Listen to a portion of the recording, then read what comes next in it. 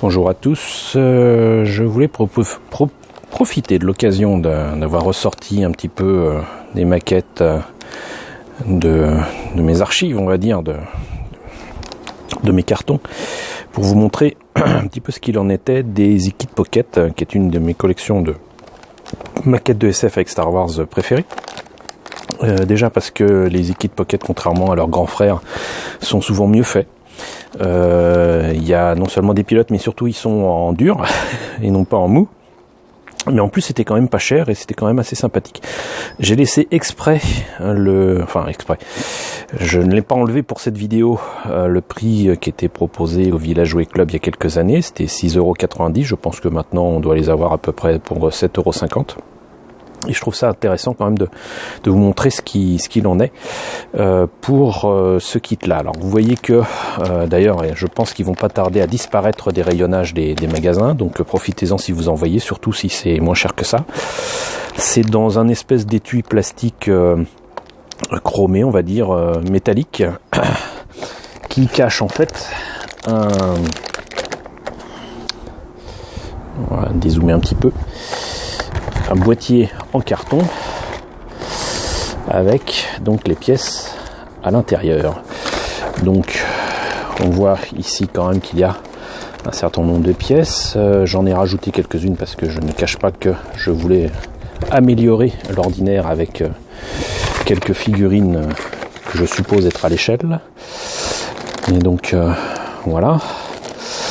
Le bousin est évidemment pré-peint. Ce qui n'est plus le cas maintenant avec les kits Easy Kit Pocket réédités pour certains modèles de Star Wars chez Revell, mais donc voilà, c'est pré-peint.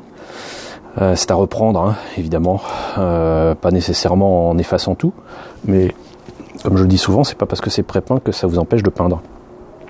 Voilà, mais si vous voulez le monter tel quel, c'est quand même assez simple et assez pratique.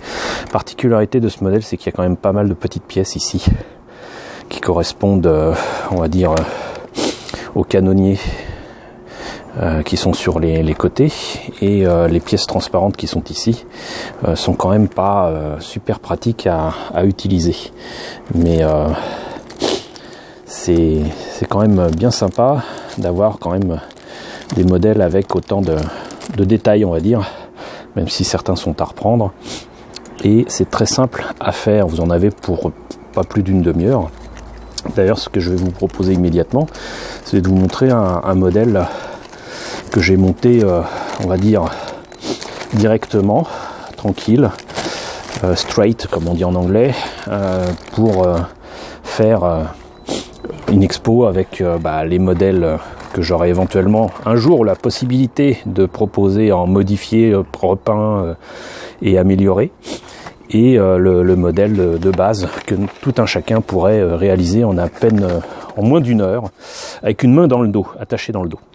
A tout de suite pour le modèle terminé. Et donc voici le Republic Gunship, pardon, est-ce que c'est de heurter son trépied. Le Republic Gunship terminé, monté tel quel, hein. On remarquera quand même que on voit les traces de coupe sur les pièces. Ça manque cruellement de clone trooper à l'intérieur. C'est vraiment fait tel quel, et sans dire que c'est fait à la truelle vu l'échelle, parce que c'est vraiment tout petit. Bon, la peinture notamment du cockpit est à reprendre très clairement, et il y a franchement des détails à refaire sur les canons au-dessus, et reprendre un peu tout ça, quoi. Donc on remarquera que seule cette partie-là, étrangement, est amovible et permet de faire comme dans le film pour avoir, comment dirais-je, des espèces de portes latérales qui s'ouvrent. Ici donc les canons sont bel et bien placés, mais on voit à peine les clone troopers à l'intérieur. C'est vraiment des taches de plastique, on va dire.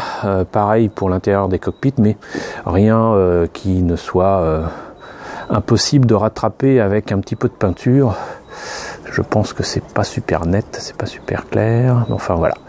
Donc On remarquera aussi que bien évidemment, comme souvent avec les maquettes, les canons quand ils sont trop petits, ça va pas parce qu'on voit les marques de moulage des pièces, que les reprendre à la lime c'est faisable, mais ça donnera jamais un résultat aussi beau que tout simplement les remplacer et d'y mettre à la place des éléments en métal, des tiges. Ici par exemple, je pense que ça serait assez simple de remplacer ça par des morceaux de seringue ajoutés avec éventuellement des trombones, toutes tiges métalliques que vous pourriez trouver éventuellement. Voilà donc le Republic Gunship terminé, monté tel quel, et si vous êtes sage, je vous montrerai ce que ça donne amélioré avec quelques personnages à l'échelle et avec les fameux canons remplacés. Voilà, à très bientôt.